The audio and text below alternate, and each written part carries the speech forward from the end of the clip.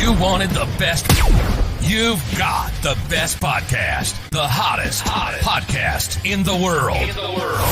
The Chris Voss Show, the preeminent podcast with guests so smart you may experience serious brain bleed. The CEOs, authors, thought leaders, visionaries, and motivators. Get ready. Strap yourself in.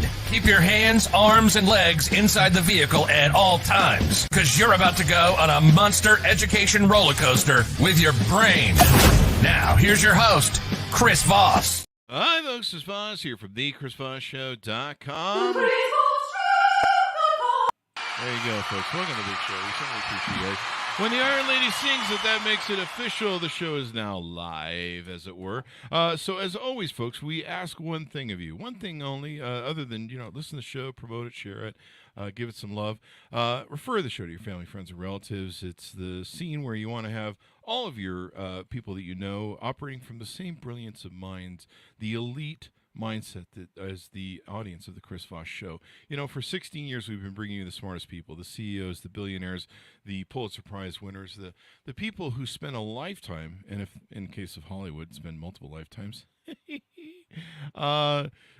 learning everything that they can, going through cathartic times, going through ups and downs, and how they built their life and the journeys that they took. And if you don't learn anything from any of the audience or guests that we have on as an audience, Jesus, go back and listen to the podcast again. Like, turn off the phones or something. I'm sitting here doing thousands of interviews, and every guest brings me something new, a new way to look at things, some new perspective, and everything else. So, as always, be sure to tune in for that and listen to the wonderful people we have on the show and support them as well for some of their books and some of the things they have. We have another amazing gentleman, entrepreneur, and author on the show with us today. Ben Leonard joins us on the show. His newest book came out October 5th, 2023.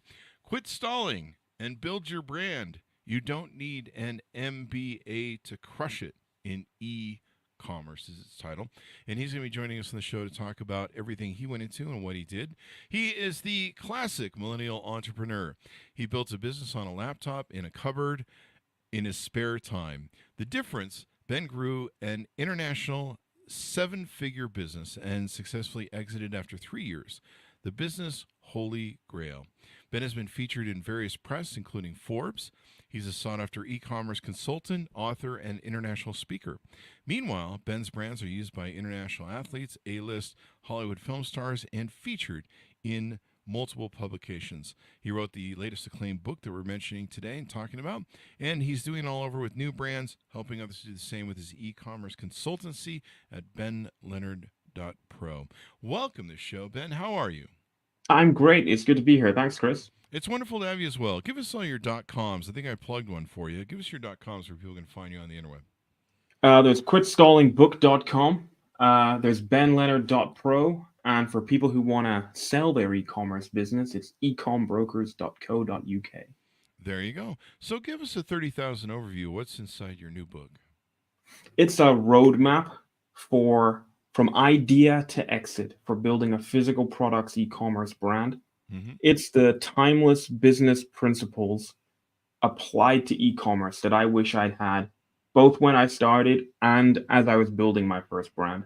Mm-hmm. What it's not a technical book that's going to say, hey, download this piece of software or use this tool, because that's going to go out of date in 5 months. What it is solid, been there, done that advice that will transform your idea or perhaps existing e-commerce business into a legit brand that people will love, and then one day you can sell for life-changing money. And it's my hope that this will be a valuable book, and so far it's going down really well for people who are just starting out or somebody who's already doing 8 figures in revenue. I think there's nuggets in there for everyone. Mm-hmm. It's something you could read from cover to cover, or it's something that you could flick into the parts that you need as and when you're facing those challenges. There you go. And it sounds like you help them also build the brand so that you can exit it as well. That's an important thing. A lot of entrepreneurs, including me years ago, for decades, didn't really think about a business as an exit. I always thought as empire building, and turns out it's probably smarter to exit them, especially when market conditions can change and stuff on you. Yeah, I mean, I think it's both. I think it's build it into an empire that is sellable and valuable, attractive to somebody else who will pay you top dollar for it. And then, depending on where you are in your life, you might then want to reinvest that money in a new project. That's something that I'm doing now, and the many people I work with are doing. Or it could be that that you're done. Now you're walking off into the sunset to enjoy the rest of your life. Doing whatever you may wish, depending on the size of your exit and where you are in your life. There you go. I mean, that sounds like a lot of fun to me. But I never really thought of it that way. And then we had some people that we've had guests like yourself on the show talking about exiting and preparing for exiting. And correct me if I'm wrong, but one of the important things about exiting is beginning right. How you set up your business model, how you set up your books, how you set up the whole thing. What are you the business, or is the software the business? I suppose. Yeah, totally. So,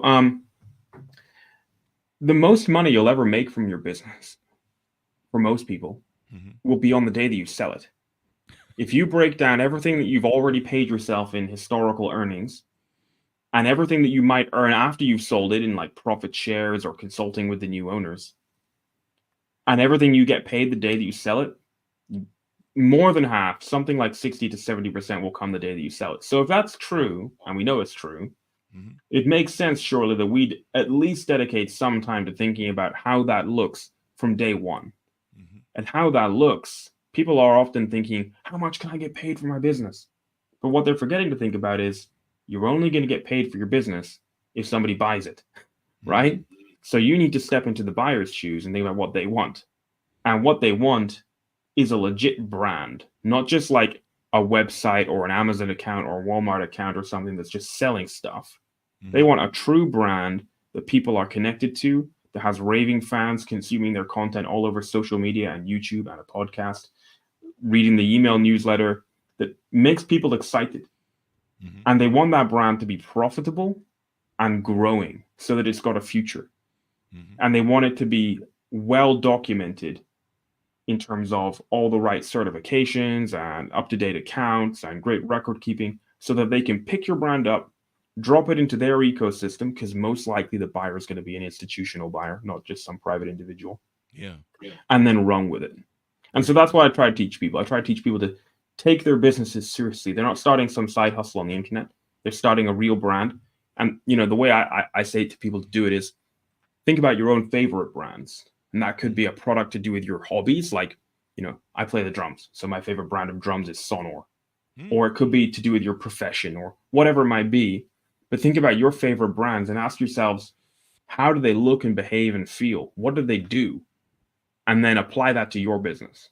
There you go. So tell us about your hero story, your journey. How were you raised? What made you get into the space? What made you want to be an entrepreneur? What was your journey? Yeah, the whole thing was a bit of an accident. I'm from Northeast Scotland. And the town I'm from is a small city called Aberdeen. It's an oil town. So it was almost inevitable that I ended up working in oil. So I was the environmental guy, the token tree hugger, who, dolphin hugger, actually, to be precise. My background was in marine ecology. So I helped oil companies stay within the regulations. Oh, okay. And I generally enjoyed it, right? But I was a tiny cog in a huge machine. And I felt like something was missing. And in 2012, I had an idea to start a fitness brand. And so I did absolutely nothing about it. Because like most people, I was, trapped in this belief that entrepreneurs are other people. They're people with business degrees, they're inventors, they're people who inherit a business or a lot of money. Or have an MBA, as you quoted. Or have an MBA. Yeah. You kind of grow up thinking you go to school, you work hard, you might go to university, get a job, retire and die. And it wasn't until 4 years after that I got really sick with a heart condition. I'm fine now, but I had to stop work and stop my fitness hobbies. I needed something to do. And so I started this fitness brand as a hobby. And I tried to sell the products into gyms, and it was a disaster. I was laughed out of the gyms. Oh, wow. But I realized I could sell online to people like me. And so I did. And I started selling on my website, and I started selling on marketplaces like Amazon. And before I knew it, turned out I was good at it. My grandparents on both sides were entrepreneurs. It must have skipped a generation. And we expanded the business from the UK to Europe to Australia, the Middle East. The brand's now in the US. And eventually we were doing $6 million a year in sales. And in late 2019, I sold that business. Mm-hmm. And now, like you said in the intro there, I'm building new brands and teaching others what I know. There you go. And you started it from a laptop, basically, and I think you said a cupboard. I don't what was the cupboard Yeah. reference to? I lived at the time I was in a small apartment, and my workspace was a glorified cupboard in my flat. Oh wow! So I called so it my where you office. had where you had your laptop and your workspace. Yeah, exactly. But I called it my office, but really it was a cupboard. For my chair to fit at the desk, the cupboard doors had to be open, or it wouldn't fit. Oh, So seriously? yeah. So it really was just a cupboard. Oh. It seems kind of bananas now looking back, but I was generating, multiple seven figures in revenue and plenty of profit too from a laptop in a cupboard. But yeah, that's what happened. There you go. I mean, a lot of people, when I talk to them, hey, I'm going to start a business, Chris. Okay, great.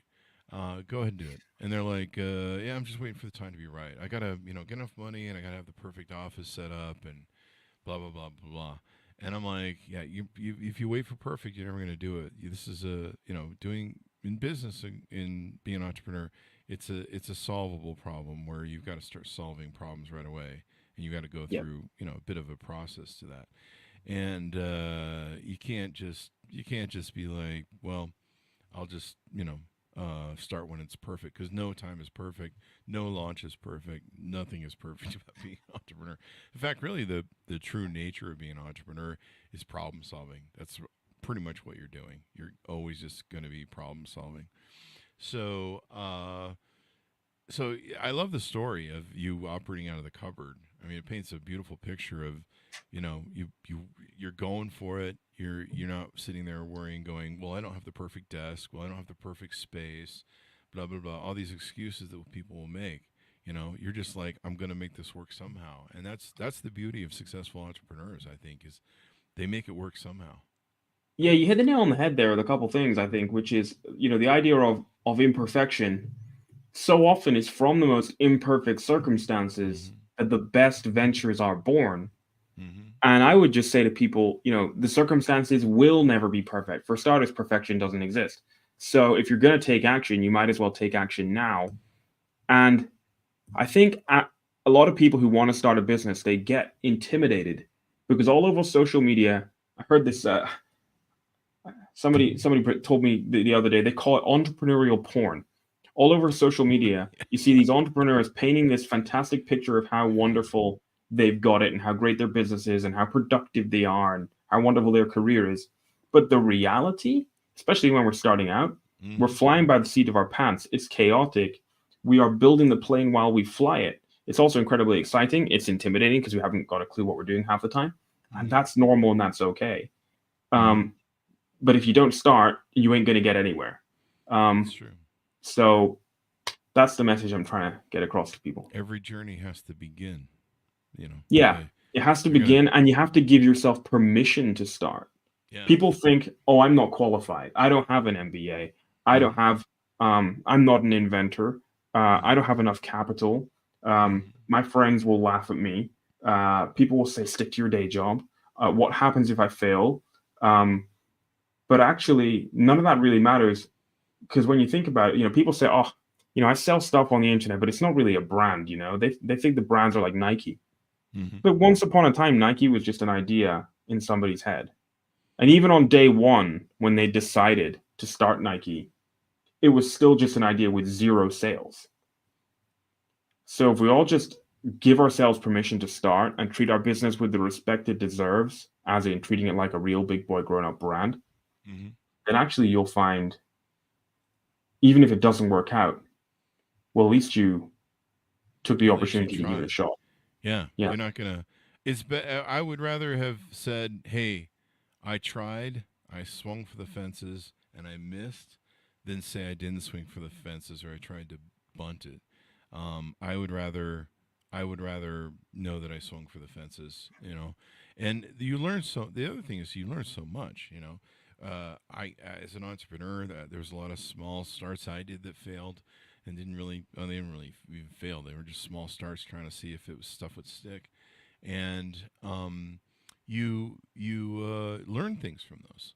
And so even the mistakes you make, even though the imperfection that you go through, you learn from those. And there's things that you learn from that eventually make it so that when you finally makes things hit, or sometimes the things you learn are the things that makes things hit, make all the difference.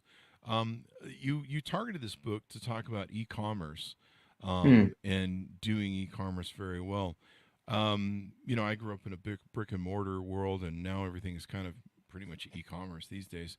How do you feel that e-commerce is better than maybe brick and mortar, or doing other competing sort of businesses? Uh, so I don't I don't think it's better. I just think it's Oh, different. okay. It's I guess e-commerce is just like the world I'm in, the industry I'm in. Hmm. But I see people absolutely crushing it in bricks and mortar businesses. Yeah. Um, and we'll always need bricks and mortar businesses for different things. You can't do, you know, Cody Sanchez. She talks about acquiring bricks and mortar businesses, and one of the case studies that she's quite famous for is talking about laundrettes. Well, you Hmm. can't do those online, right? Yeah. And so we're always going to need bricks and mortar businesses. And to be honest, so many of the principles in the book apply to bricks and mortar businesses. I Hmm. think that where a lot of there's a lot of opportunity actually if it's something that you're into to acquire antiquated bricks and mortar businesses, perhaps with owners who are of a different, or owners who perhaps are going to retire or something, who are of a different generation, who um, did a great job with it, but now it's time to pass the baton on. And it's then taking a bricks and mortar business that still needs to be a bricks and mortar business, but saying, how can we market this more digitally? Hmm. Maybe even some sort of crossover there. Right. Um, could be that you have a bricks and mortar service business. I don't Hmm. know. Gonna make this up on the fly now. You're in the pool cleaning business, Hmm. right? That's it's not a bricks and mortar store, but it's a physical thing. Hmm. But you spin off and you start selling pool cleaning accessories online, and you use your initial Yeah. customer base and you say, guys, hey, you can get these on my website. And before you know it, you're actually then selling them nationally and potentially internationally. So there's absolutely a ton of opportunities in bricks and mortar. Bricks and mortar is absolutely not dead. Bricks and mortar retail um, is perhaps going to change significantly. Although, having said that, right, so many people banked on retail coming, more or less completely online with the COVID pandemic, and it didn't. We've seen we have yeah, sure, it came up a lot, but it didn't stay there. And Hmm. people have gone back to buying from bricks and mortar stores as well as buying online. There you go. I thought it was interesting. I don't know if there's numbers out yet, but for Black Friday, there weren't any of the stores were empty. It's kind of interesting, and they didn't have people getting trampled and all the rioting that we all Yeah. kind of enjoy watching the videos sickly sometimes. That didn't happen this year. Uh, No, and do you think we finally made the conversion to where people are just buying online? Is this a I is think this a that post COVID we're thing, or getting there, right? So I think yeah? that bricks and mortar retail will continue to be part of the mix, but e-commerce is only going to continue to take more and more share of it. Mm-hmm. Especially as you look now, you got Amazon and other organizations trialing drone deliveries.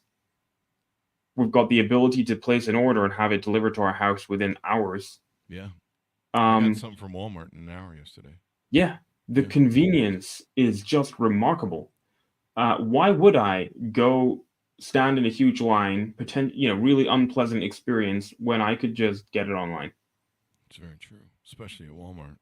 especially Walmart? The thing I'm sick about at Walmart is the stupid self checkout things. And I think yesterday I made the decision that I'm just not going to deal with it anymore. I'm just going to have delivery done. And but yeah, I was really shocked at how many people weren't. It didn't appear were doing Black Friday, weren't in the stores. I saw the videos of employees posting stuff. There wasn't the crush of people. I'm pretty sure we're not in a bad recession where people just weren't spending money. I think they just pretty much all did it online. I was sitting around online waiting. I had like 50,000 things I wanted to buy if the price dropped and something stupid. I'm like, I'll pick that up. But and I already broke the bank on Black Friday. But it just seemed like it was a thing, and then I was seeing the inventory that I thought at first, oh, somebody's taking video and they're taking select cuts, like maybe they recorded the video before opening hours, and they're like, there's no one here, and you're like, maybe this is a spin. But then you saw like the inventory, the leftover inventory that was still there. They brought in all these TVs that were still sitting there, and you're just like, wow, that's not fakeable. You really No. overshot it. Yeah. So, but e-commerce, why is e-commerce easier, and do you recommend it for people who, as a first business, as opposed to doing franchising or doing brick and mortar or something else? The playing field is so level. Years ago, people like me couldn't have got into entrepreneurship, but now the abundance of free and affordable knowledge online, and free and affordable platforms online, and the ability with us to work with manufacturers on the other side of the world through free and very affordable platforms like Alibaba for finding manufacturing partners, for instance, means that the playing field is so level. Yes, you need some startup capital to get going in the first instance, but other than that, it's a huge leveler. And even if you don't have some startup capital, you can still get in with like a drop shipping model, for instance. I mean, I personally prefer to teach people to actually build legit brands and hold inventory and act like a real consumer goods brand. But if you don't have enough capital to do that to begin with, then drop shipping can be a great way to learn the ins and outs of e-commerce, build up some funds to go and develop a real brand after that. So yeah, e-commerce is so accessible. Yeah, I mean, you can go online, you buy a website, pay your money, and then you can market. You've got low overhead and everything else. You don't have the high overhead that goes on. I noticed on your website you've got several different offers. You've got an entrepreneur mindset mini course, brand building offers. Tell us about those. Sure, yeah. So I work with people in like a variety of ways. I consult, whether that's with like individuals and small teams who own an e-commerce business, but also with large private equity backed brand houses who want to understand why it's guys on laptops in spare rooms that are crushing them on e-commerce, right? Because those are large sort of bureaucratic organizations. They want to understand how to be nimble like us. So I do the consulting. There's the book, and when you go to the book website, there's a little mini course. You slam your email address in there. There's a little mini course you can get, and if you enjoy that, there is a course that goes with the book that you can upgrade to if you want. That's over at product-empire.com. So that's the course that goes with the book. But I wanted to make sure that I kind of practice what I preach in terms of accessibility and affordability, and that's why the book is really comprehensive. And so, for the cost of a book, whatever it is, $15-$16 on Amazon, you can learn from someone who's been there and done it. And part of my motivation for the book was really that I was frustrated at the amount of fake BS gurus out there on Instagram, on YouTube, who've never owned a successful business, but are just parroting and regurgitating stuff that they've heard, which is mostly wrong. And people are losing their life savings investing in stuff that they've heard from these guys, when actually all they need is legit advice from someone who's been there and done it, and to treat it like a real business and not some sort of get rich quick scheme. And in that way, e-commerce can be life changing. You just got to get it right and learn from the right people. Definitely. You've got to. There's a lot of what did you call it? Entrepreneur porn, success porn that's out there. Yeah. In the marketplace, and sometimes I just look at some of it, and sometimes relationship porn, dating porn. It's just there's nutritional porn. There's so many of these people out there that you're just like, we really need to see your degree or something, because I don't know, man.